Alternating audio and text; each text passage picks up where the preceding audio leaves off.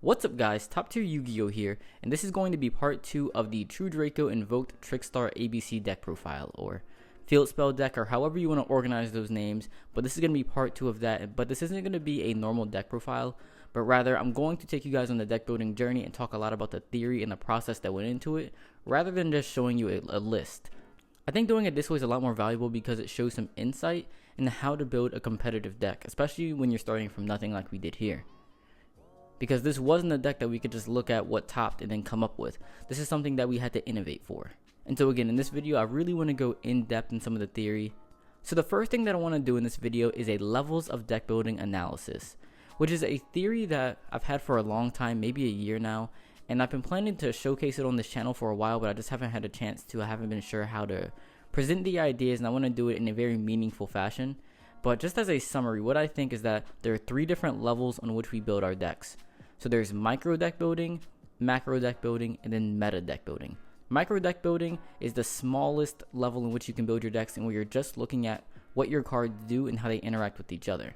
Macro-deckbuilding takes that a step further, so instead of looking how your cards interact with each other, you're looking at how groups of cards interact with other groups of cards.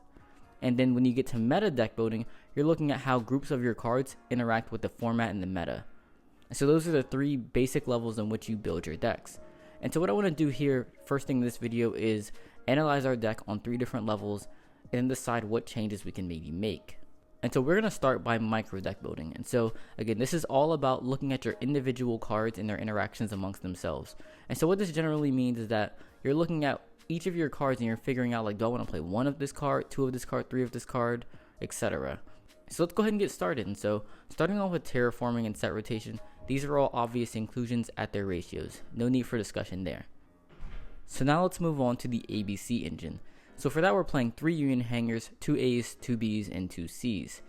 Now for Union Hangar, it's a little bit interesting because it is a hard once per turn. And so generally you don't want to play 3 copies of hard once per turn cards unless they are integral to your engine or they're extremely powerful. And in this case, Union Hangar is extremely important to our engine, which is why we're going to play 3 of them. And so even though there's a sort of that issue of having multiples of a hard once per turn, it's okay because we just want to see it more often because it gets our entire deck going. Then when it comes to the A's, B's, and C's, each of these are fine the way they are. Like, it helps you to draw ABC pieces. There isn't an issue playing 2 of any of them, and it's actually very common for most ABC decks to do it this way. When it comes to Destrudo, Dragon Ravine, and Foolish Burial, these are all interesting. Well, not Foolish Burial because that's limited, so obviously you can only play 1. But as for Dragon Ravine specifically, I think it works very well as a one-off because it gives value to your terraformings and makes it so that, like, if you have terraforming plus hangar, you have a combo rather than just like not having a combo. So it sort of fixes the issue of having multiple Union Hangars because you essentially have 7 of them. So it kind of fixes that issue, but you don't necessarily want multiple Dragon Ravines because it requires a discard. So multiple Dragon Ravines in a singular hand would be not a very good hand. So we're only playing 1 of those. And so even though it gives you access to Destrudo, which is one of your better combo pieces, we don't want to play multiples because of that discard, because it makes it harder to work with other cards in your deck because of that. Especially considering that your True Draco engine requires card advantage to destroy and to tribute with. You need cards in hand for Buster Dragon, you need cards in hand for Macabre. You really don't want to go around discarding more and more cards. So like playing the 1 Ravine gives value to your field spell searchers, but after that you really want more access to Destrudo than you want access to Dragon Ravine. And then if you go back to the Yu-Gi-Oh scope data, again, most of this deck was chosen by looking at the top 50 cards. Dragon Ravine was in the bottom 50. So I'm not trying to add more bad cards to my deck. So playing just 1 seemed to be the perfect amount. So let's go ahead and move on to the True Draco engine, and we'll start with Diagram, which we're playing 3 of. And it makes a lot of sense to play 3 diagrams because it works so well with a lot of our other engines. It can be used multiple times in a turn, and it gets us to one of our stronger monsters in the game, which is Masterpiece. So it makes all the sense in the world to play 3 diagrams. Then we have 2 masterpieces though, and I think this could have gone either way, to where we definitely don't want 3 because it is a card that you can't generally use multiples of in a turn, and it's also extremely searchable, so you don't need to draw it, you just need to draw a diagram or a way to get to any field spell. But you could also go the other way and maybe say that we don't even need 2, that it could just be a one-off because in a lot of cases you're not summoning multiple masterpieces in a game, you just went off the first one. or you'll win off like something else altogether, like a Buster Dragon or a Makaba, or however else you're winning with this deck. And so it could also be argued that 1 is good, but I felt that 2 was probably the perfect median, as it also gave me a way to get more value off of True King's return. And now speaking of the True Draco spells and traps, each of these are one-ofs because none of them are good in multiples, none of them are specifically required to do anything. You just need True Draco spells and traps. It doesn't matter if it's maybe return or apocalypse, except in this case where we can get more value off of return, but generally it doesn't make a very big difference. So we don't need to play a lot of them, especially not a lot of any of them, so they're all really good one-ofs. For the Invoked engine, each of these are one-ofs because they're extremely searchable, especially Invocation, which is probably one of the most searchable cards, but it isn't very good to actually draw. So we don't want to play too many copies of them, and also playing more copies of Meltdown or Alistair complicates the normal summon issue that we are going to talk about later. And the same thing can be said about the Trickstar engine, to where they're extremely searchable, and we don't need to play too many copies of any of them because it's going to increase the number of normal summons too much, especially CANDINA. So let's move on to the Mech Knights, and these are actually pretty interesting because all of these are hard ones per turn. Like you can only summon 1 purple Nightfall or 1 blue sky per turn, and so we shouldn't play 3 of these unless they are extremely powerful, important to the engine, or serve multiple roles. And so I actually wasn't sure here like how many of these I should be playing each. Now purple Nightfall I do think is definitely good enough. Like more than anything I'm going to play 3 of these because it at least works going first or second. It's a good extender, it searches your other ones, it's really valuable. But for blue sky I wasn't too sure about yet because it's not good going first, it's only good going second, it's weaker, it has a weird level so it doesn't help you make the rank 8s like purple Nightfall would. It just doesn't work as well with the rest of the deck. But sort of the contradiction was that I really valued making curious, and these were some of the only ways to actually do that.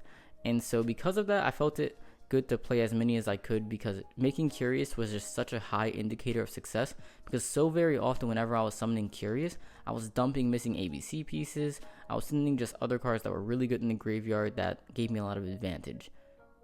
And so I felt it okay to play the Mech Knights at this ratio.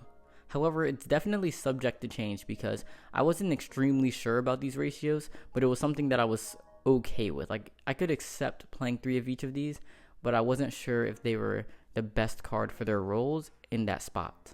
And so now that we've talked about the individual cards, it's time to move on to the macro deck building, where we're talking about groups of cards. And there are a couple of really interesting groups in this deck. Like the first thing you could look at are the archetypes as a whole. Like you could look at the number of Mech Knights, you could look at the number of Invoked cards or Trickstar cards or ABC cards, but that doesn't really give you much information. So I want to focus on some of the more important groups of cards, and I think probably the most important one is the field spells. And so we have 3 terraformings, set rotation, 3 hanger, 3 diagrams, ravine, meltdown, and light stage. So that is 14 field spells total. Assuming we're gonna play a 40 card deck, that gives us about a 90% chance of opening 1, which makes our deck really, really consistent, because again, if we get that with Destrudo, then we're gonna have access to any other field spell in the deck, which gets us to any other engine in the deck, and essentially any other card in the deck for the most part. And so this makes the deck very, very consistent. Now of course this changes if we end up playing a different number of cards, but this is nice for just a rough estimate. Another group of cards that I do think is important is the number of ABC monsters. And so even though again I said that the number of cards you play for each archetype doesn't necessarily matter, because like it doesn't matter what your cards are called, like it doesn't matter if like Invoked is in the name or if Trickstar in the name, like that's not very important. But for the ABCs it is important because they all cycle through each other, and whenever you do open an ABC piece in hanger plus another combo card, having that extra ABC piece in your hand makes that combo a lot easier and generally a lot better. So like if I just have hanger plus diagram, that's not really anything good, but if I have hanger, diagram, and any ABC piece, well now I'm getting like at least like Buster Dragon on board, whereas before that wasn't a guarantee. And that's just one example, but there are many examples where having an extra ABC piece in your hand is good. But now the problem though is that having multiple ABC pieces in your hand isn't necessarily good, and then none of the ABC pieces by themselves are good in a very simplified game state. And so if you have a hand that isn't a combo hand, so if you have like, let's say 1 ABC piece, a bunch of True Draco cards, and a Mech Knight, having that ABC piece doesn't really do anything outside of just being a normal summon. And so in those cases, it's not very good to have very many of them. And so I'm torn between trying to decide whether or not I want like a lot of ABC cards to improve your combos, or less ABC cards for consistency. And now because we are trying to make this like tournament ready and trying to make this the best deck we can for a tournament, I think it's generally better to go for consistency. And so I'm going to definitely consider taking out maybe some ABC pieces, like maybe just A and C. That way at least we still have multiple Bs, which B can help you get to the rest of your engine. So B is not a bad card to have in your deck. But A and C can be more situational. So that's something to keep in mind. Another interesting group of cards are our True Draco cards. And not Diagram, but rather the other True Draco cards. Because generally the combo is that if you have Diagram plus one of them, it allows you to get the Masterpiece. So if you have Diagram plus a trap, you destroy something else in your hand with Diagram, and then you have Masterpiece trap, which gives you disruption on your opponent's turn, and Masterpiece. Same if you had the spell. And so generally what this means is that you want to have Diagram or access to Diagram whenever you draw a True Draco card. Now the problem with this though is that you don't want to play too many True Draco cards, because just drawing them by themselves isn't good. You don't want to draw like Return and Heritage and then not Diagram, because that's dead. Now Apocalypse and Heritage isn't bad, but you sort of see how it really depends on what you play and how many of them that you play, because it does affect your consistency. And so even though a lot of these 5 cards do the same thing, it's important to recognize how many of them we want to play. Like, do we want to play 5? Maybe we should drop down to 4 so we're not seeing multiples as much. Or maybe because we do have such easy access to Diagram, that we might want to play maybe even more. Maybe we want to play 6 True Draco cards to improve the odds of summoning Masterpiece. So this is a very relevant role. But again, increasing the number of True Draco cards does decrease the consistency, because if you draw them in a hand that doesn't have Diagram, then you can't do that. And it also linearizes your plays when you do draw them, because it pretty much forces you to either have a dead card or to search Diagram. And so that's also an issue. Now, the final group that I do want to mention, and one that I've alluded to in part 1 of this video as well as earlier in this current one, are normal summons. We do not want to have too many normal summons in a deck. And so if we look at our normal summons, we have each of the ABC pieces, Union Hanger, we have not quite the True Draco cards, but they can sometimes be normal summons, but the hard normal summons are definitely Alistair and CANDINA.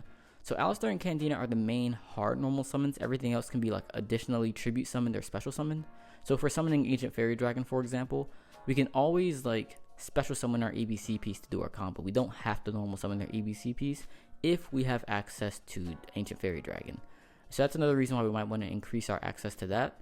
But we still might want to decrease the number of ABC cards, both for normal summon issues, but also for the one that I mentioned earlier. And so I think because of that, we are going to cut each or one of each ABC piece so that we'll only be playing one A, B, and C. And now I know while this may seem kind of counterintuitive, but we only need one copy of each to summon a singular buster. And once we summon one buster, we can just keep cycling through the engine, so we'll have access to all 3 of them. So it doesn't necessarily hurt our engine to just play one of each piece. And so I think that's what we're going to do. And now when it comes to macro deck building, it isn't just looking at the groups of cards like that are within your deck. There are also standard groups of cards that every deck plays, groups of cards that aren't a part of your engine. And so I think of the major categories of cards, you have your engine, you have your utility cards, you have your engine requirements, but then you have your variance cards. And I've mentioned this in a lot of videos very recently actually. I've started talking more and focusing more on card roles, but you have your variance cards. And I think there are 4 subcategories of variance cards. You have your breakers, your extenders, your defense, and your deck building requirements. Defensive cards stop your opponent from doing what they want to do, especially making boards. Then your breakers help break your opponent's board. And then extenders help you build your own. And then finally, deck building requirements make your deck more consistent, or they fill sort of unwritten rules to help your deck function at its highest capacity. And so if you want to look at this deck, for example, you could say that terraforming is a deck building requirement because it makes your entire deck more consistent. You could say the same thing about set rotation. And so we can go through each of these roles one by one and determine whether or not we need to play more or less of them in a deck. And so when it comes to defensive cards, we'll start there. I think this deck is actually pretty solid on defense because we have searchable defense with Trickstar Reincarnation, we have our True Draco spells and traps, but then we also have our monsters, our bosses such as ABC Buster Dragon, Mecha Button, Masterpiece offering us defense as well. So because we have this much defense, I don't think we necessarily need more defensive cards in the deck. So we don't necessarily need like hand traps, we don't need real traps, because if we're allowed to play our game, when we're allowed to do what we want to do, we're going to end on multiple forms of disruption anyways. And so we don't need to hard draw that. It's much better to just hard draw combo pieces. Next, when it comes to breakers, we could sort of say the exact same thing to where if we're allowed to play our deck, we should be able to play through our opponent's destruction because of the number of engine cards we play. So like we could use our True Draco spell on trap to break our opponent's boards. If we can summon Buster, Buster can break our opponent's boards. We have Invoked Purgatorio, which is amazing at breaking boards. We can summon BORRELOAD. So just being able to play our deck allows us to do anything else that we need to do for the most part. We have the Mech Knights that are good going second. We have Trickstar Light Stage to lock down opposing back row for playing against a back row heavy deck. So breaking opponents' boards shouldn't be a very big issue, and I'm not sure we need cards like Raigeki or Evenly Matched or Dark Hole or Kaijus to do that. So let's move on to the next role, that being our extenders. And so we've already established that once we're able to play, we can do anything, but to be able to play, we need more extenders. And so one of the extenders that I felt helped this deck the most was actually the Brilliant Fusion engine. And I felt that for a couple of reasons. And so Brilliant Fusion has always, for one, been paired with the ABCs because it allows you to play without having access to Union Hanger. And so if you just open Brilliant Fusion in B, that's going to allow you to summon Decode Buster, which is a really good combo. But it also works with your other engines as well. It works with your True Draco engine because it is a continuous spell that gives you additional tribute summons. And so one of the things that's really important about that is it helps you summon Trap Masterpiece without having to use your spell cards. And so you could search the trap and have a Masterpiece and it just use Seraph Knight's additional normal summon on Masterpiece versus having to get to the spell to additional tribute summon with a trap, if you see what I mean. So that's an option, and I actually really like that play a lot. It's also another continuous spell card that can go in your graveyard for Masterpiece's effect. It also helps with your Invoked and Trickstar engines because, again, both of those are normal summon reliant, and Brilliant Fusion can sort of act as a bridge between them. And so, in fact, you could open up with like a Meltdown and a Light Stage and do your full plays like that if you also have Brilliant Fusion. But it also helps combine it with your other engines, and so you could also, with Brilliant Fusion, summon your Alistair and normal summon an ABC piece, or you could normal summon a Trickstar CANDINA with an ABC piece, and it really helps you diversify your plays. Now, the only downside to that, though, is you do have to play Garnet. You have to have an engine requirement. And that's definitely an issue because a deck like this is going to have consistency issues. It's not going to be the most consistent deck, but it is going to be the most powerful. And power is what wins you games usually. So like a consistently weak deck is a lot worse than an inconsistent powerful deck. And then when it comes to Brilliant Fusion, I think the benefits definitely outweigh the disadvantages. Now the next couple of extenders are going to be Dragon Shrines and then Darkworm. And while Darkworm isn't quite an extender, it's really more of just a card that gives maximum utility to the Dragon Shrines and the other cards you play already. But I think the Dragon Shrines are important extenders because getting access to Ancient Fairy Dragon is just so important. Like, it just gives you access to the rest of your deck. It helps you summon Curious. It really extends your plays. And even though you're having to pay 4,000 life points, doing so is usually worth it. And now adding Darkworm makes it so that you can also draw Destrudo, or you can draw Dragon Shrine and Ravine, or you can draw Dragon Shrine and Foolish. You can draw multiple combinations of cards and still get more value out of it. And then even if you just have like one way to get to one of them, sometimes you are going to want to choose to summon your Darkworm because Darkworm helps you summon different links more. So like summoning cards like BORRELOAD and Scoldy are a lot easier when you just get that free special summon from the graveyard without having to pay half your life points. So Darkworm is there to give more utility and more value to the other cards that you're already playing in your deck, such as the Dragon Shrines, the Foolish Burials, the Ravines, and then by extension, Terraforming and Set Rotation as well. So Darkworm I thought was a very welcome addition, and it could be considered an engine requirement or two similar to the Garnet, but I also felt that Darkworm synergized very well with other cards in the deck, such as Diagram. And I guess also Ravine, but I already mentioned that. But Diagram especially was something that I didn't expect when I added in the Darkworm. So like after playing a couple games with this, Diagram Darkworm is definitely one of my favorite combinations of cards in the deck because it's a free card to destroy in your hand. It just comes back and then you can use it for like a link or a tribute or whatever you need to use it for. I just really enjoyed having that actually. And so after all of the macro deck building, this is where I got to after that. And so as you'll notice, I did take out again one of the ABC pieces, one of each ABC piece I should say. And then I added in the Brilliant Fusions, Garnet, Indigo Eclipse, Dragon Shrines, and Darkworm. So we went from 37 cards to 42 cards. So now that we completed our micro deck building and our macro deck building, it's time to move on to the next stage of theory, and that is going to be our Who's the Beatdown analysis. And now I know that before I mentioned that for the levels of deck building, there is a third level called meta-deckbuilding, where we look at how groups of cards in the deck interact with the rest of the format, but I'm going to save that for last because generally what that means is that you're tailoring your deck for the format, you're improving some of your matchups, you're working on your side decking, and it doesn't quite make sense to do that with just a rough draft of your deck. You generally want to do that with more of a finalized version of your deck, and it's usually one of the last things that I'll do. And so I am going to skip the meta deck building for now and move on to the who's the beatdown analysis. So let's go ahead and get into that. So let's move on to the who's the beatdown analysis. And who's the beatdown is a very important theory in both Yu-Gi-Oh! And in most other card games, and it can even be extrapolated to other realms of life. I think it really kind of originates in game theory where you're trying to decide whether or not you're playing a finite game or an infinite game. But when it comes down to Yu-Gi-Oh! It's more or less about assigning roles to both players so that you can simplify your decision making. And there are two major roles, one of which you generally want to assign yourself, and one that you want your opponent to be. And those two roles are the beatdown or the control. The beatdown deck is trying to end the game as soon as possible, while the control deck is trying to extend the game for as long as possible. And so these are polar opposites, and so depending on which role you give yourself, it changes how you want to play your deck, and also how you want to build it, which is what we're going to focus on today. And again, this is very important because it helps you make better decisions. So like for example, if you want it to be a beatdown deck, who again is trying to end the game as soon as possible, you wouldn't want to play a card like Mirror Force, because Mirror Force isn't helping you end the game, it isn't helping you do damage, it's a very slow card, it's not something that's helping you end the game quicker. Or you wouldn't want to play a card like Scapegoat, another strong card, but it's just very slow, it isn't helping you end the game as soon as possible. Or if you were trying to be a control deck, you'd want to extend the game for as long as possible, so it's very important to have an efficient engine. Because if your deck isn't efficient, you won't be able to last until the end game where you're trying to get to. So like if you're playing Mermails, for example, you shouldn't be trying to extend the game for as long as possible because you don't have the defense, the efficiency, or any of the proper tools to last until the late game. So that's why it's really important to recognize what your deck is trying to do, what role you play within the game, and how you need to make your decisions in order to better equip yourself to do that. And so when it comes down to choosing what role you want to be, it's all about power, inevitability, and efficiency. Again, if you want to be a beatdown deck, you need to end the game as soon as possible, but to do that, you need a lot of power. You need high power cards to end the game. You need to have a very high ceiling, you need to special summon a lot of monsters with a lot of attack.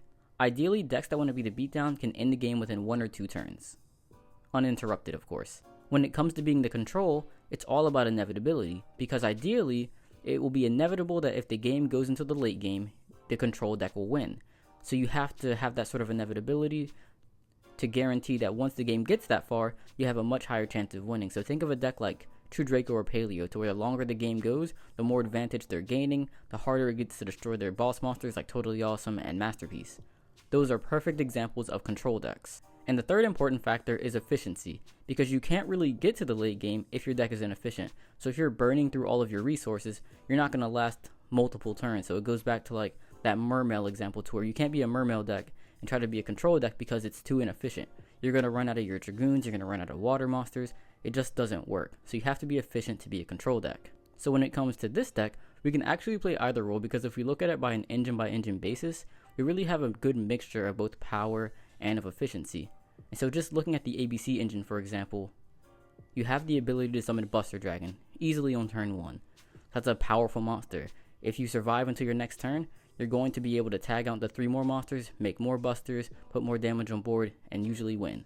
So from a power perspective, you're very good in that case. When it comes to efficiency, because just making that first buster generally leads to making all 3, you're not losing any resources by tagging out. So you really have infinite access to Buster Dragon. Well, you have access to as many Buster Dragons as you can play, which is 3. But generally that means that you're very efficient. If we look at the True Draco engine, we have access to Masterpiece, which you can summon relatively easily as well, because we do play the spell. So as long as we have access to Masterpiece and or the spell, we can summon it. Again, it's another 3000 attack monster, so it's going to help us put damage on board. It helps us with power. Now when it comes to inevitability and efficiency for True Dracos, this isn't as efficient as a normal True Draco deck would be, because within a normal True Draco deck, you have cards like Disciples, you have more access to your spells and traps, which gain you more advantage. But in this deck, we're really just focusing on summoning Masterpiece, which is really kind of inefficient because you only have really 3 continuous spells or traps that you can banish for its effect. So you don't have like infinite access to Masterpieces or to use its effect. And I guess there could be other continuous spells or traps that you add, but those aren't generally searchable, so you can't depend on having them. If you look at the Invoked engine, the Invoked engine can be a little bit of both because you have access to Purgatorio, which can put massive damage on board, so being the beatdown isn't necessarily difficult. But the deck is also very efficient because once you summon Alistair a first time, you have infinite access to Invocation and Alistair again, and so like the ABC engine, you can summon as many fusions as you play. And so in this case we're playing 3, so we have access to essentially 3 fusions as long as we get to 1 copy of Alistair. So very efficient engine. Trickstars are kind of similar to the True Dracos. I mean, not generally, but they're similar in this deck because they're both kind of inefficient. So like usually once you go through your Trickstar engine the first time, there isn't very much recursion, and the only thing that you could do is maybe use Lilybell to add back CANDINA, or you could maybe use Reincarnation to bring back your Trickstar monsters, but that doesn't really do the same thing that they did the first time. And so this is probably the least efficient engine in the deck. And then finally we have the Mech Knights. And the Mech Knights are kind of efficient. Like they all search each other, and so that helps you go through your engine, but they don't really have any way to recycle them. But it is quite powerful because once you have access to Blue Sky, it can immediately give you access to Purple Nightfall and Indigo Eclipse, which generally ends with you having like anywhere between 4,000 and 6,000 damage on board. So ending the game after that isn't too difficult. And so if we look at them as a whole, we have the ABC engine, which is really good as both a beatdown or control deck. True Dracos are better as a beatdown deck in this instance. We have the Invoked engine, which is sort of both. The Trickstar engine, which is a better beatdown deck. Mech Knights, which can be both, but probably better at beatdown. So it seems like from a surface level that we have more decks, or more engines I should say, that are better at being the beatdown. Like all 5 of them can be a beatdown, but only some of them can be the control.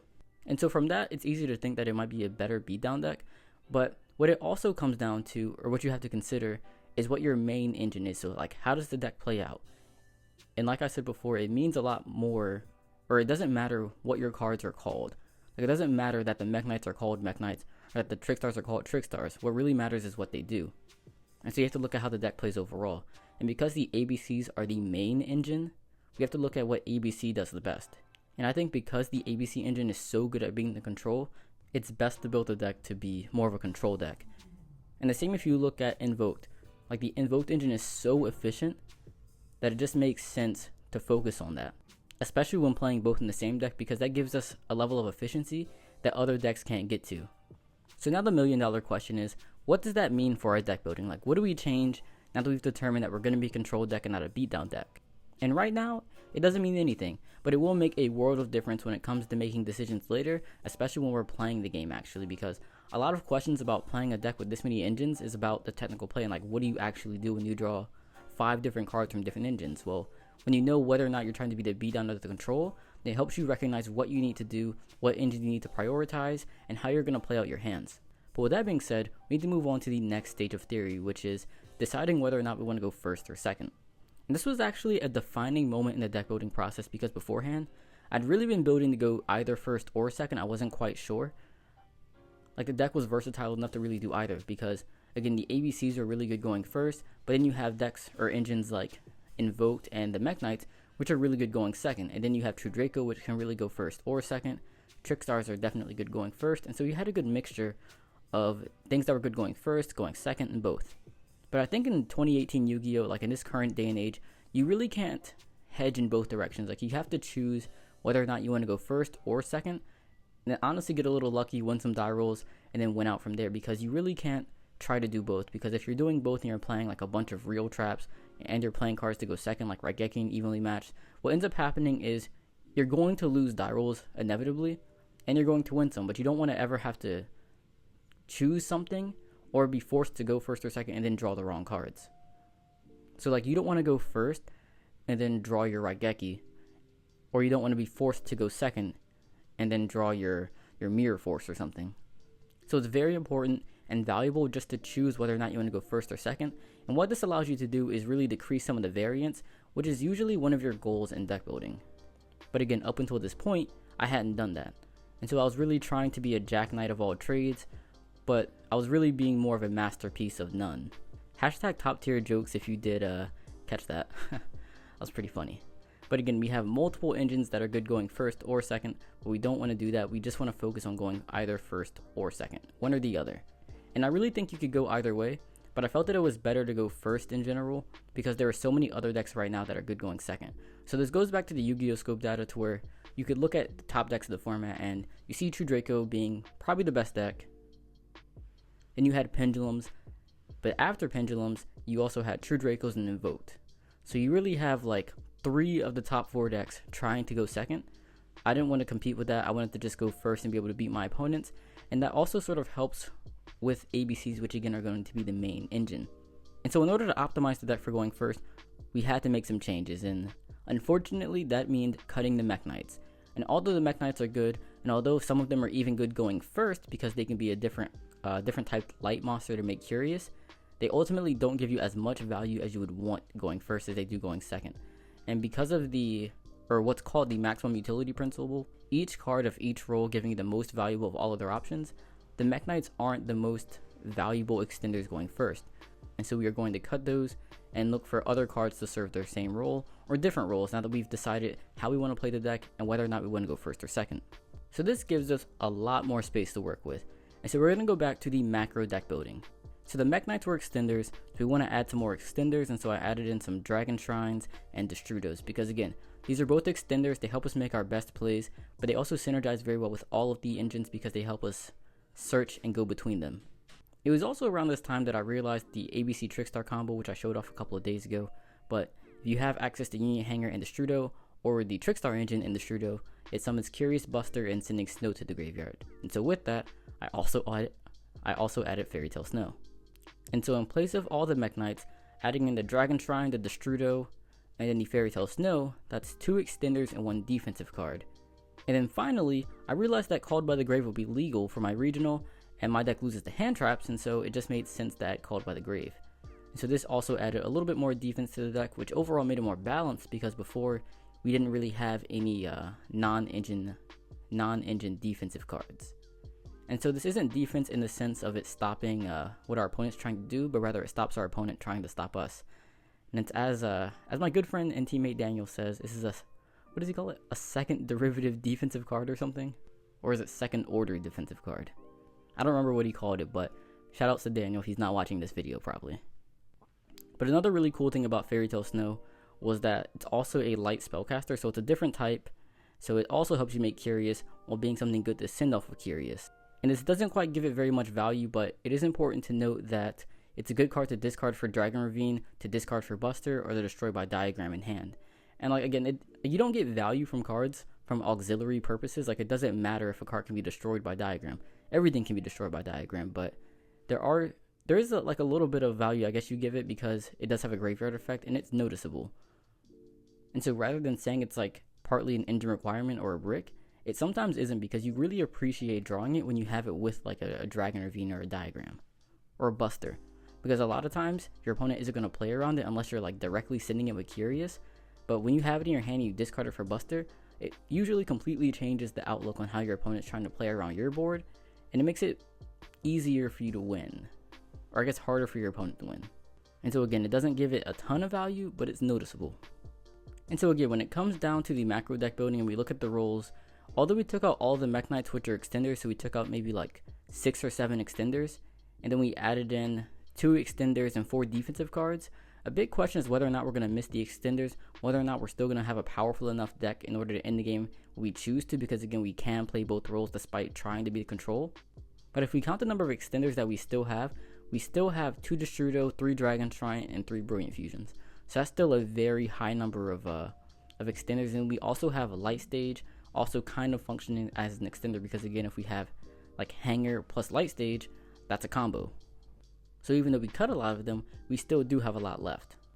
Now some issues arrive if we look at it from a micro perspective, and so playing 3 Dragon Ravine is kind of a terrible decision, or I shouldn't say terrible because it's a hard once per turn.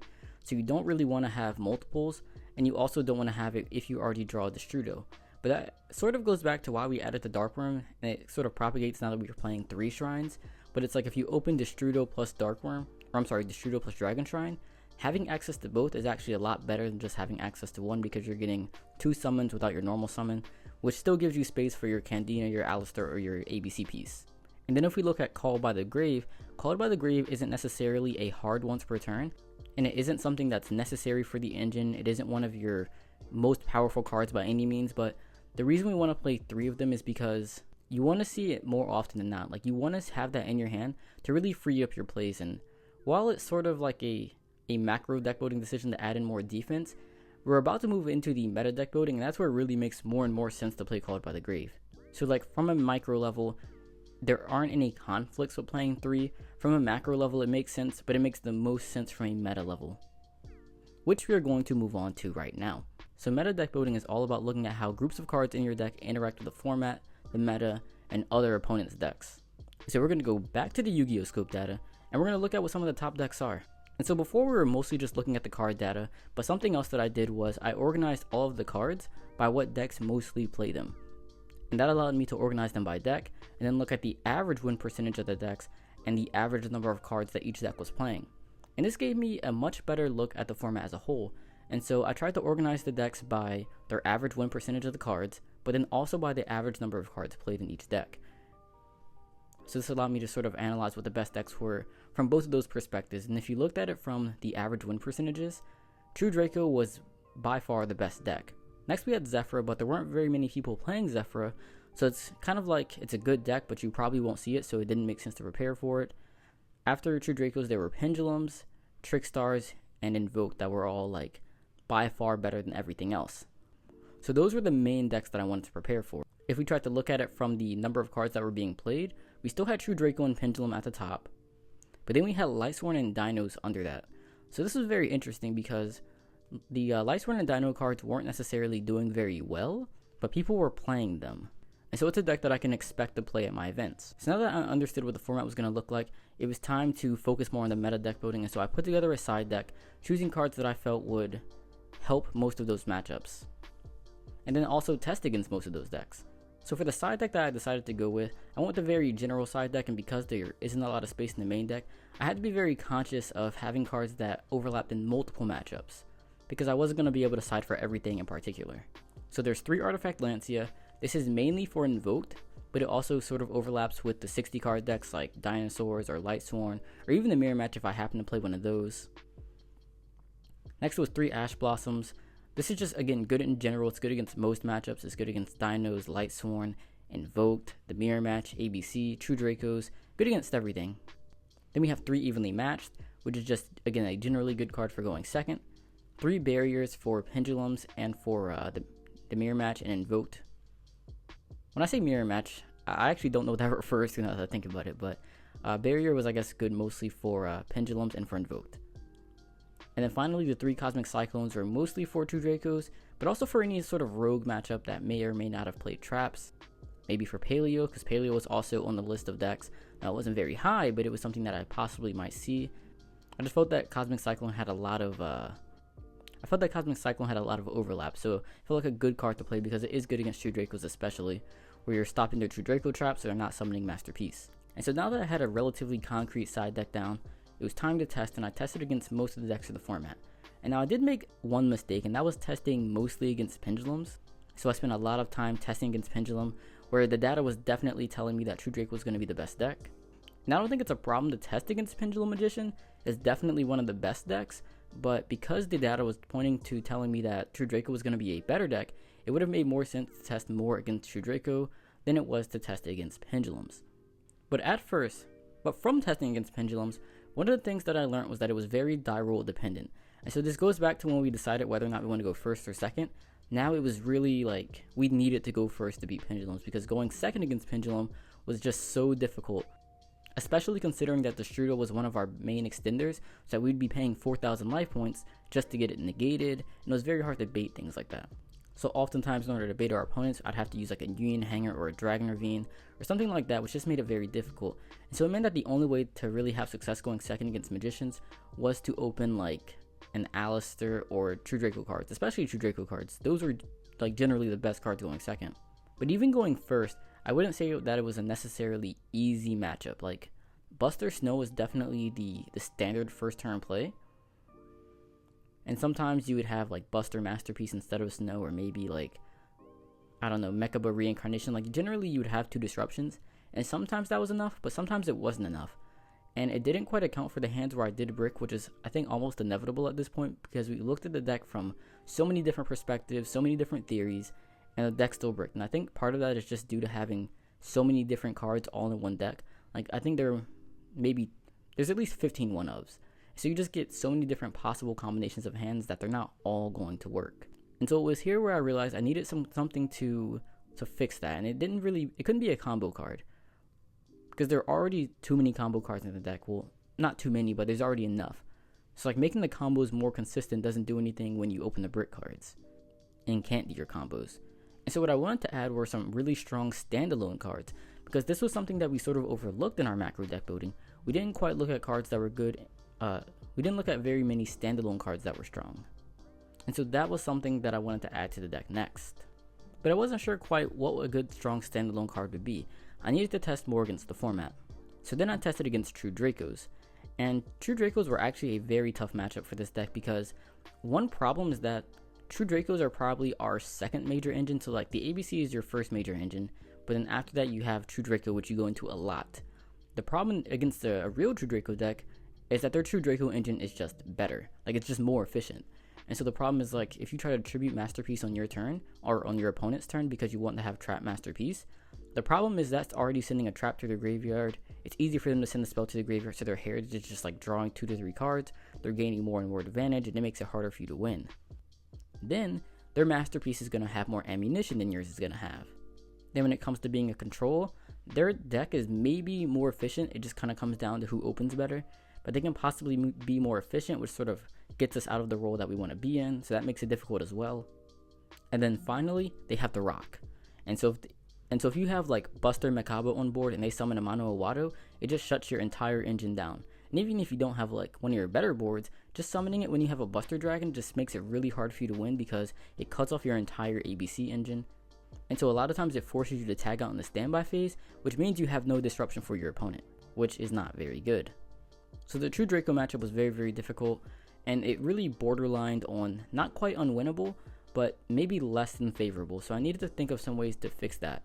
So one of the first things that I did was adding in Black Rose Dragon, because that was something that I could just add into the deck, and it forced them to stop what began the synchro plays, because if they didn't stop it, I could just blow them out. And it was something that was also good against pendulums, to where I could just clear entire boards. The next thing that I did was I added in Unending Nightmare to the main deck, because again, I needed something to stop True Dracos that didn't lose to a Mono Awado. And I'm not sure if there's a better out to them. I'm not sure if there's anything better to play. Like, I could have maybe played that Magic Deflector. I could have played Magic Deflector, but I didn't quite think that was good enough. I wanted something that was more lasting. But Magic Deflector doesn't cost 1,000 life points, which is kind of hard because we already are using the Shudo so often. So Magic Deflector, I guess, could have been an option, but it doesn't work as well against pendulums versus Unending Nightmare, which is really good in both matchups, and it's also kind of good against Invoked and a lot of rogue decks. So the theory was that Unending Nightmare was a very strong standalone card that worked against most other decks in the format. So like, it stops Meltdown, it stops Light Stage, stops a lot of True Draco cards, and a lot of Pendulum cards. Not sure if that was the best option, but I went with it because, you know, time was running out and I needed standalone cards. And then the final change was adding Upstart to the deck. And so even though we were playing more than 40 cards, already, I needed to add Upstart Goblin because I was very often needing to side like one more card. And I couldn't decide what to side out. So rather than hurting the consistency of the deck, I needed to just add another card into the deck. And there's very little difference between adding 42 and 43 cards. And there really isn't very much difference between like 40 and 43 either. And then considering you're playing more games sided than you are unsided, it made sense to maybe make your main deck a little less optimal to make your side deck a lot better. Next, it was time to test against Trickstars, and this was relatively easy, and I recognized from the get-go that this wasn't going to be a very difficult matchup. All I needed to do was summon some big monsters, and they were going to have a hard time dealing with that, especially Buster Dragon. Like, Buster Dragon's already hard to deal with. Once you tag out, the game generally ended, like almost always. And the only games I ever really lost were like to Scapegoat, and once I recognized sort of that there wasn't anything else to play around, like, I just needed to play around Scapegoat more than anything, and if I did that, nothing else would beat me. And so this meant sometimes leaving monsters on board, sometimes not tagging out my Buster so that I could like banish a Scapegoat token in the end phase. There were different little things that I did to play around Scapegoat that really made that matchup a lot more winnable. So that isn't even worth changing anything. But the next thing was Invoked. And Invoked was actually a very difficult matchup because, like, just from like a theoretical perspective, because we're playing an ABC deck, Invoked is very strong against it because they can just banish our ABC pieces from the graveyard to summon Makaba. And especially considering we're only playing one of each piece, like it just means it cuts off your entire engine. So you have all those dead ABC pieces and hangers left in your deck, and it's also your main combos. And so Invoked was largely unwinnable because of that. Then also, because we're playing a field spell deck, it means that we have field spells, and so Purgatorio gets a lot stronger. And then if we combine that again with Buster Dragon, it also means that once you tag out, if you paid 4,000 of your life points and then you tag out with Buster Dragon, like regardless of what position you summon your ABC pieces, if they summon a Purgatorio, you actually lose. Like they just OTK you, like they attack all 3 of your pieces and you lose. So that was a big issue. Another issue is that if you don't tag out your Buster and you allow them to fuse for a Makaba, now they can negate your tag out or just attack over your Buster Dragon. So it's like the Invoked engine is like a direct and very, very hard counter to your ABC engine, which is one of your best engines. And so really the only answer to the Invoked cards that I had was the True Draco engine, and then to an extent the Trickstar engine. And so the Trickstar engine is actually pretty good against Invoked because it allowed me to disrupt their regular cycle of play. So like if they normal summon Alistair, search Invocation, and then I play Reincarnation, well now it banishes their Invocation, they have to hard draw another one, or else they're not fusing that turn. And the same thing was also true for the Mech Knights. And so if they summon the Blue Sky and they search like 2 more, I could just banish those from their hand. And so the Trickstars were a very huge way for me to combat Invoked, but it still wasn't enough. And so it really kind of felt like I would be playing against like a weaker True Draco deck versus Invoked, and that's not a winning battle. So even though I had some sort of defense against them, the matchup was far from even. And so what I would generally side in and out in most matchups would be, if I was playing against Pendulums, when going first, I would side in the 3-dimensional barriers, and then I would side out Upstart, Set Rotation, and then Trickstar Reincarnation. Now outside of the Reincarnation, because it doesn't really do anything in that matchup, it's only the occasional Monster Reborn. Like, giving a Pendulum player a whole new hand is generally not very good. The only time I would keep it in is if I knew they were playing the FTK, that way I could try to banish instant fusions and like the Supreme King high skill so they can't FTK me. But generally I would side those out, side in the 3 barriers, so that I would have 3 barriers and then 3 unending nightmares. Another slight variation on that would be if I recognized that they weren't playing hand traps, or if they weren't siding in hand traps, so I'd have to like visually see that they weren't siding in very many cards or something, then I would maybe side out 1 or 2 Called by the Graves and keep in the Reincarnation. But the important thing was getting in those 3 barriers so that I would have 5 major defensive cards against them. I would have the unending nightmares and the barriers.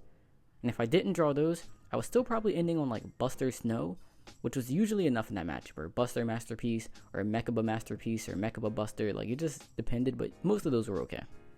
If I was going second against them, I would side out the 3 Called by the Graves, Trickstar Reincarnation, and then 2 Unending Nightmares, and I would side in 3 Ashes, and then 3 Evenly Matches.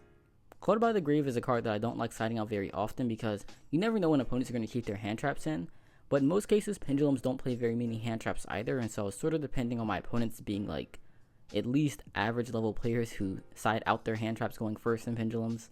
And then I wanted the Ashes and Evenly Matches because Ash could stop like your Pot of Desires, their Pen Calls, Duelist Alliances, sometimes Dragon Shrines, or it just stopped very small things in their archetype, but I felt it was going to be better than Called by the Grave. And an Evenly Match can just be a blowout in that matchup, and like I know a lot of people say that it isn't very good because you have to waste your battle phase for it to get negated, but I'm okay getting something else negated and then clearing their board. Or wasting my battle phase to get it negated because, you know, I'm not usually going to use it anyways because of Ancient Fairy Dragon. So I was okay with that. There was never a conflict between the two or anything else in the deck.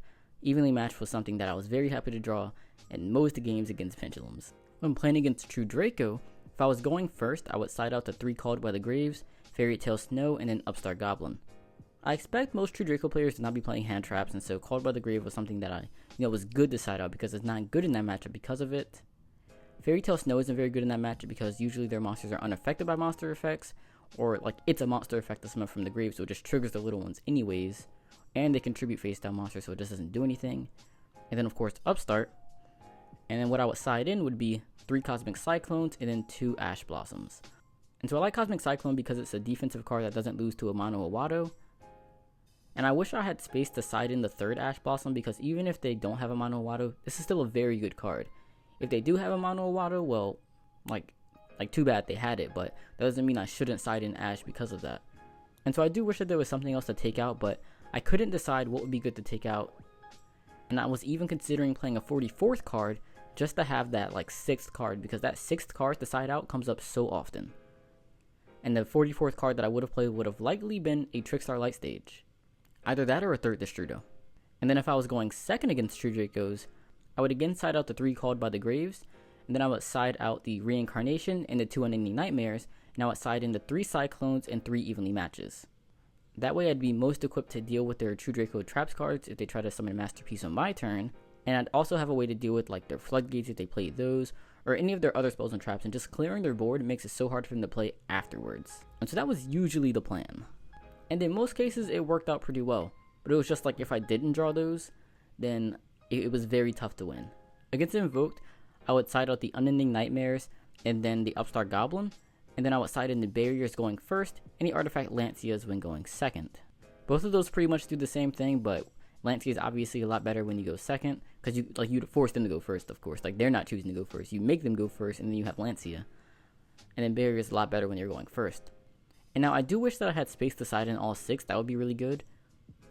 But the problem with that is then you have a lot of cards for the Invoked engine, and not very many for the Mech Knights. Which is another reason why I actually side out the Unending Nightmares, because having a continuous spell or trap on board just makes it easy for Mech Knights to just like beat you down. Something else that I was considering was actually siding out the ABC engine. And while this is mostly an ABC deck, siding out the ABC engine like makes it so that your opponent isn't like banishing your ABC pieces, so you're taking away fusion material from them while taking away an auto loss from yourself, because like you literally lose to their engine with the ABCs. And so it was something that I should have considered more than I did. Like, for example, my teammate Sean brought it up to me and I kind of shot it down, saying like the deck functions like an ABC deck, like I can't side out the main engine. But in retrospect, that might have actually been a good idea, and it's something that I'll probably test moving forward. However, the problem is that I'm not sure how well the rest of the deck will function without the ABCs, and so taking those ABCs out actually changes a lot, because you're taking out 3 field spells. And so taking out 3 field spells makes all of your Dragon Shrines and Destrudos a lot less consistent, and then you don't have those easy plays that you get with the ABC engine. So like without the ABCs, the only real disruption that you can make on your turn would be either Masterpiece or Invoked, and both of those are very limited engines. So again, I'm not sure how that would work out, but I guess it is definitely an option. Against Trickstars, again, that's a relatively easy matchup. The only things that I would side in would be the 3 Ash Blossoms and not side out the 2 Unending Nightmares and then the Upstart Goblin. Unending Nightmare is not bad in that matchup, but like it's not necessarily good either. Like it can hit Light Stage, but like if they don't play Light Stage, which they don't need to play, then it doesn't do anything. And it also costs life points, which is one of their major ways of beating you. And so I didn't really like Unending Nightmare in that matchup, whereas Ash Blossom was at least something that was going to stop Reincarnation. It could stop Candinas. It could stop a lot of different things. And so I did like it in that matchup. So that covers the side decking for the most of the matchup, for the top 4 decks at least. I actually did not test at all against any Lightsworn, any Dinosaurs, any ABCs, or any Rogue decks. And generally I feel like when you're testing, it makes more sense to test against the decks you're most likely to play against and or the best ones. If you play against anything else, hopefully you're a better player than them, or your deck is built better than their deck, and it doesn't matter. Like, I don't need to test against Paleo to know the Summon Masterpiece that's immune to Trap, and I'm probably going to win. Or I don't need to test against ABCs for me to know how to beat ABCs. Because I'm hoping that at this point my deck is better than theirs, and that I'm a better player than they are, so I should just win. And I know this is sort of a fallacy, but the problem is that you just don't have time to test for an infinite number of decks. So this is one of the things that makes it harder in a diverse format like it is, but it's sort of one of those concessions that you have to make. So like I remember I had a friend actually who was testing against World Chalice, and I was like, dude, why are you testing against World Chalice when you most likely will not play against World Chalice? Don't waste your time. And it's funny because I actually ended up playing 2 World Chalices at the regional. And now whether or not I tested against them wasn't really a factor, because I used to play World Chalice myself, and I'm a good player who knows how to read, so it didn't matter. So that's just sort of the point. And so after all of this, we've looked at the synergy, we've looked at simple and complex game states, we've looked at the levels of deck building, we've looked at micro-deckbuilding, macro-deckbuilding, meta-deckbuilding, we've looked at who's the beatdown, we've decided whether or not we want to go first or second, we've tested, and we've gone back to a lot of those and done them again. And so after all of this, I think the deck was finally ready for tournament play. And so alright guys, this is pretty much the finalized version of the deck that I took with me to the regional and to the case tournament. And again, I went X2 at both of them, so I got top 16 at the case tournament, so I got a couple of special edition boxes. Then I went X2 at the regional, and it was a really big regional, over 400 players, and so X2 was really good. I would do a tournament report, but this video is already extremely long, and so I'm not sure how long I'll be comfortable with this being. So if you guys are interested in a tournament report, just let me know down in the comment section, and I would be happy to do that. But just as a quick summary, I played against Pendulum Magicians round 1 of the case tournament. I won that 2-1. I lost, I got 2-0'd by Invoked. Then I beat an ABC player round 3. Then I got 2-0'd by another Invoked player. But this was actually a very interesting matchup where I don't think it was like a deck building thing. I think it was mostly technical play. Like, I think my opponent just beat me. And like, there was maybe 2 plays where he literally just like got me, like with mental play. So this round was like less a deck building thing and more of a technical play thing. And you could also sort of say something like that for the earlier Mech Knight player, or the Mech Knight Invoked player, because he did beat me one game like outright, but there was another game where I just made mistakes. And that was sort of the issue when you're like putting together a deck with very little testing, and I borrowed a lot of the cards, so I hadn't really played with it ever before in my life. And so those issues sort of stemmed from that, but I felt the deck was built fine for it, even though even in testing and preparation, I knew Mech Knight to be hard, or Invoked to be hard. The deck performed well enough so that like it gave me a chance. I just wasn't good enough to like utilize that.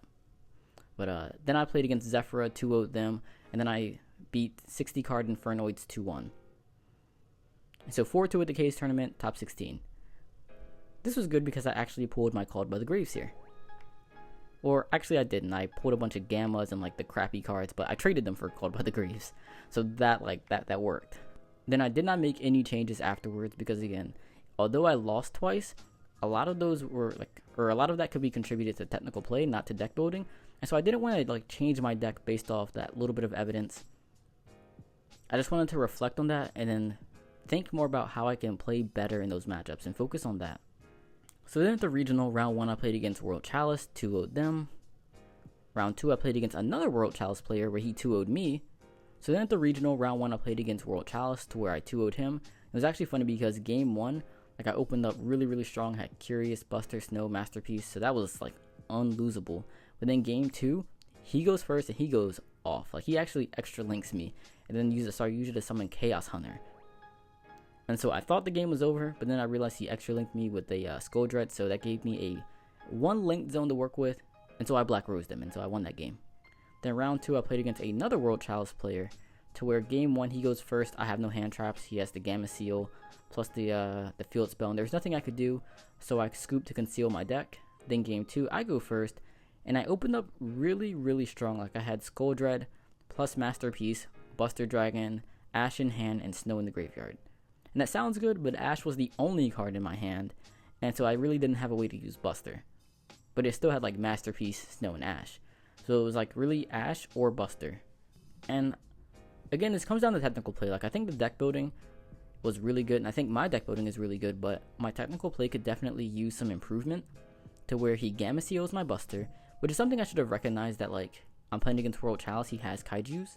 But I think even if I tag out Buster, he just Kaiju's Masterpiece. So he has Kaiju for one of them, that's fine. That just means I actually get to use the Ash in my hand rather than having to discard it for Buster. But I think I would have rather tagged out. That way I'd have a follow-up play with the Buster, because Buster Dragon again allows you to play the control. So Buster Dragon does a lot for your long-term inevitability, whereas Masterpiece does not. Masterpiece is very much a beatdown card in this deck. So that was an oversight on my part for sure. Then he Monster Reborns the Buster, which deals the Masterpiece. Then he does some stuff in his battle phase, and then his main phase 2, he's able to summon 4 different monsters with different names. And so I'm assuming that he's going to go into Skull Dread, and I have the Ash, so I allow him to do that. However, instead of going into Skull Dread, he goes into a BORRELOAD, which I actually did not expect at all, because again, it's his main phase 2. He has 4 different monsters with 4 different names. I'm assuming Skull Dread, but making that BORRELOAD was really hard for me to answer, and I actually couldn't answer it. And it was one of the reasons why I lost this game. But I had Snow in the graveyard, so I actually could have brought back Snow to flip one of them face down to prevent that. But I was so sort of tunnel visioned on ashing the Skull Dread, saving the material for Snow in graveyard for later, that I missed the possibility of him summoning BORRELOAD, which was like impossible for me to out because like it was just too big, can't be targeted, and he summoned it in front of my Skull Dread, so it got 300 more attack. And now I think if I had tagged out my Buster, I could have dealt with it because I could have probably made a BORRELOAD myself. But again, it was sort of like the compounding misplays that led to my defeat. Then round 3, I played against Magical Musketeers. He beat me 1-2.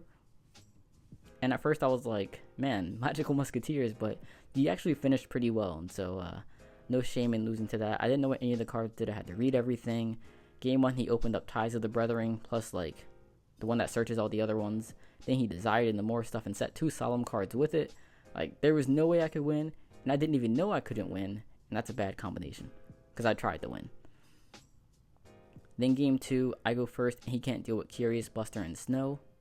And apparently flipping the Magical Musketeer face down like ruins their entire deck, so yeah, so that was easy.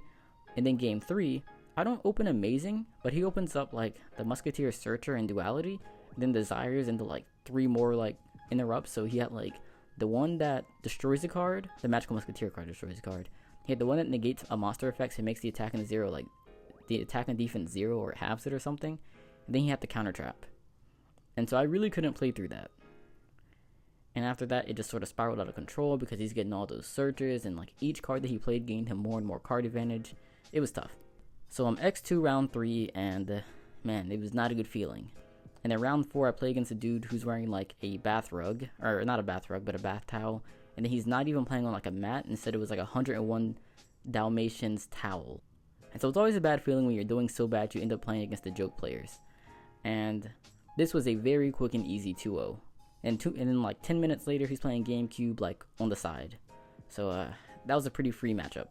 Round 5, I played against Burning Abyss, where I lost the die roll. In game 1, he goes first, and he has Dante set 3, flips anti-spell in my standby phase. And I have 4 different field spells in my hand, and so I have to wait a turn each to set them individually and do something. That sucked. Eventually, I'm able to Black Rose him and then grind back from 900 life points because he couldn't deal with Masterpiece. Game 2, the same exact thing happens, but this time I at least have Cosmic Cyclone for the spell fragrance. Later, he makes a Beatrice and attaches Dante for the effect to dump Farfa to disrupt me, but then I just used Invocation to banish his Dante for a Makaba, attack over Beatrice, and negate the Beatrice. So, good game. Round 6, I played against the Lightsworn. He went first and he bricked, so I OTK'd him. Like, I just summoned Curious, Buster, Makaba, and that's game. And then game 2, he goes first, and he also had Ash and Ogre to disrupt me, but he didn't have too much to do himself, and so I just played Ancient Fairy Beatdown for a couple of turns. Then eventually I drew a field spell, which got me to a Masterpiece, and he couldn't deal with that and the Buster Dragon that I also summoned later on that turn. I don't remember which one I drew into, but like, drawing just one of them equaled me summoning both of them. Like, drawing Diagram means I can search for like the missing True Draco card, and then use Ancient Fairy to get to the HANGAR, which gets me to the Buster. Or if I drew the HANGAR, then I get the Buster, and then I search Diagram and again search the missing piece. So I don't remember which one I drew, but drawing either one got me to both. Then round 7, I played against Paleo, and I go first and I ended Curious, Buster, Makaba plus Snow, so that was easy. And then game 2, I Cosmic'd his anti-spell, then he barriered me for Pendulum, but then I played a Diagram and summoned a Trap Monster Masterpiece, and so that was also easy. And then he tried to negate something with Totally Awesome, but I negated that with Called by the Grave, because you like tribute Toad for cost, then you use Called by the Grave to negate their Toad, and yeah, that was a cool interaction. I realized, like, at first I was siding out the Called by the Graves, but then I realized that, like, just reading it, and I remembered that Toad tributes for cost, so I kept them in, and it actually worked out.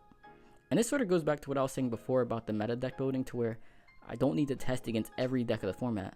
I feel that I'm a good enough player to think through most situations and figure things out. Like, I didn't test a single game against Paleo, Lightsworn, or Burning Abyss, but in all 3 of those cases, I was able to figure it out and 2-0 my opponents. So even though I didn't test against them, I didn't think anything about them, being able to read their cards meant that I was able to win. Then round 8, I played against Trickstars, and game 1 I summoned Buster, Curious, Makaba, and then Snow, and then he scoops, so that happened. But then as soon as he scoops, we have a repair. So that sucked. But I was pretty much going to win that match guaranteed. Like, even if he won game 2, I was going to go for his game 3, and the same thing was going to happen. And there's nothing that the standard Trickstar deck sides to beat that setup. Like, even if they play evenly matched, you just leave Buster on board, and then they can't deal with Buster, so you win. even if they have a kaiju that doesn't deal with Fairy Tail Snow, and Fairy Tail Snow is still bigger than all of their monsters. Like, there's literally nothing Trickstars could play to out that board. So then in the repair round 8, I played against Metafo True Draco, and I played against my good friend Alan Dekanov. So game 1, Alan goes first, and I have no hand traps, and so he quickly deduced this and made Vortex plus Tornado Dragon, because he knew what deck I'm playing. And then he had like Scales and all that other stuff. So I'm able to bait the Tornado Dragon with a Brilliant Fusion, and then I Terraform for Diagram, which he doesn't negate. And then, this is the funny part, so I know Alan's a good player, like I know he's not a scrub, and I know exactly what he thinks he has to negate. And so I set a return, right?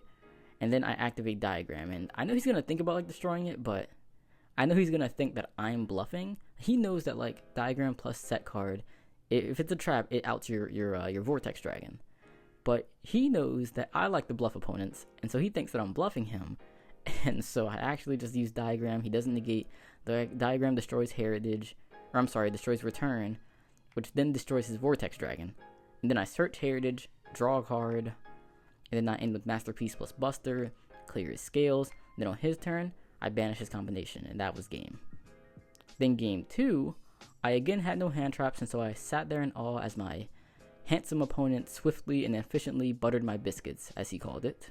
And then game 3, I was able to go first, and I opened Ravine plus Snow plus HANGAR, and then I hard drew Twin King's Return and Masterpiece, and so that ended with Curious, Buster, Snow, and then Return and Masterpiece. So that's 4 disruptions, and you still have to deal with Snow, Masterpiece, and Buster. So that was game. And he didn't realize that I had Snow, and so he didn't play around it, and then I flipped one of his cards face down that really mattered, and he scooped it. And then finally I played against another Mech Knight Invoked player. In game 1, I go first, and I opened Curious, Buster, Macabre, Snow. And I thought this was going to be an easy win, but he evenly matched me, which I was very surprised he had in the main deck. But I just kept Buster and still had Snow in the graveyard, so that was fine. And he still couldn't do quite enough to deal with that, and the eventual tag out. So then afterwards I make a Skull Dread, that leads to Skull Dread, Buster, Masterpiece for game. Then game 2, I go first, and I have just Curious, Buster, Snow, again very standard. And he mind controls the Buster, so I'm forced to tag out. Then he Monster Reborns Buster back, banishes a piece, and this is pretty much game at this point, but then he goes well out of his way to banish all of my ABC pieces by fusing multiple times, so he fuses for 2 Mechabas that turn, leaving an Alistair in the grave to do so. I had actually hard drawn Invocation, which I thought was a brick, but what that allowed me to do is banish his Alistair from his graveyard, and then another light monster in his graveyard to summon Purgatoria, but Macabre. And then I wasn't sure if he still had the other Alistair in his hand. Like, I just didn't know. It was like a gamble if he had the Alistair in his hand after leaving one in the graveyard. And he only had 1 card in his hand too. And so I had my Mechaba. I got my Alistair back to my hand. Or no. So I had my Macabre, and then I normal summoned an ABC piece and equipped it to the Macabre so that if it were to be destroyed, it would destroy the piece instead. And so I attempted to crash my Macabre into his Macabre, so his would be destroyed if he didn't have Alistair. Mine would stay on board, so then I would just have like Macabre cards in hand to negate. He wouldn't. And then one of the cards in my hand was a spell card, so that when he used his graveyard invocation effect to add his Alistair back to hand, I could negate his invocation. And so that was the plan. However, he did have another Alistair in his hand to negate the or not to negate, but to boost his Mechaba over my Mechaba. And then I just couldn't get past that. Then in game 3, I opened up Dragon Ravine, Destrudo, Dragon Shrine, Brilliant Heritage, so a pretty decent hand. And I definitely felt confident in it, but one of my friends was actually leaving soon, and I was borrowing, again, a lot of cards, and I needed to give the cards back. And so it was already getting late, I didn't want to hold him up any longer, so I gave my friend his cards back, which also meant that I couldn't play any longer, so so that was that. So again, I think the deck performed pretty well. My only real losses were to Magical Musketeers and to World Chalice, which is something that I think I could not have predicted. I don't think I would have changed anything by testing against rogue decks, because you never know what rogue deck you're going to play. Like, even though I lost to Musketeers, I could have very easily played against a Zephyr deck that did the exact same thing and have like some counter traps and really good going first boards. I lose the die roll, so I just lose. And that's just a game of Yu-Gi-Oh! And so it's sort of like a numbers game, and I'm okay losing that way. Of course, it would have been better to win into top 8, like I wanted to, but I think the deck performed really well, and I think the deck building process was very good. I think it helped me a lot. And definitely shoutouts to Alan, Sean, Austin, Ken, and Knox for all loaning me cards and making it possible, because Like without them, I could not have played this deck at all. And so it was thanks to them. Not only loaning me the cards, but also being there, that event was so much fun. And not just them, but a lot of friends. Like there were a lot of people at the regional just made it a lot of fun. The regional was in Baltimore, which is not that close to where I live, but it's not far either. So you always get like all the local people from like Virginia and the South. And you get a lot of people from the North as well. It was just a great event overall. And so if anybody watching this video actually came and said hey to me at the event, you were one of the reasons why I had so much fun. And again, it was one of the best regionals in a long time. And so thank you for that. Now I doubt anybody's even still watching this video at this point because it's like, again, extremely long. But nonetheless, I really enjoyed playing this deck and building it, and I really wanted to share the experience with you guys. Again, I want to take you on the deck building journey and show you some of the process and the theory that it went into it, because it was definitely something that not a lot of people expected. Like, it's crazy to think that I could be playing 5 different engines, like ABCs, Dracos, Invoked, Trickstars, and then like a Dragon engine, all in one deck, and it still be 40 cards. And even though it's 43 because we have like the Unnamed Nightmares and the Upstart, those aren't necessary to the deck's functioning, and those could actually be taken out to fit it in the 40 cards. And the reason why we can do that is because of our understanding of theory. So this is why theory is so valuable. It allowed us to simplify our deck building decisions and make sure that we're making the correct ones in order to optimize our deck. And so if anybody is actually still watching this video, which I highly doubt, thank you for watching this far into the video. I really appreciate it. Comment down below #DeckDoctor because that's pretty much what we did to this deck. We doctored it together. I mean, this is like a Frankenstein kind of deck, but it worked. And so I would definitely recommend you guys try it out, because if anything, it's just a lot of fun. If you guys have any questions, comments, concerns, or suggestions, leave them in the comment section below. I'd really appreciate it. And as always, I'll see you guys in the next video.